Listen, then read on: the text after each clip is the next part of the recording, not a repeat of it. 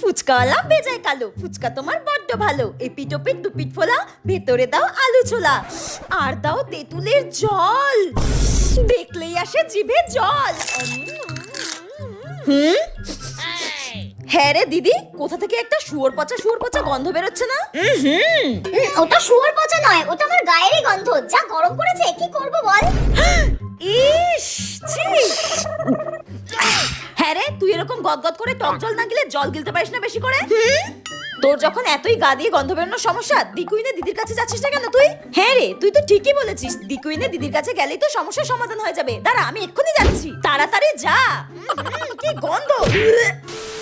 দিদি, এই গরমে যা ঘামে দুর্গন্ধ হচ্ছে, তার জন্য একটা ভালো কিছু দেখাও, বডি মিস্ট টাইপের। হ্যাঁ দেখো, প্রথম কথা হচ্ছে আমরা কিন্তু এই কারণের জন্য অনেকে টক্সিন জমে শরীরে হয়, যে টক্সিন বেরোতেই পারে না। জল কম খেলে হয়, জলটা বেশ প্রচুর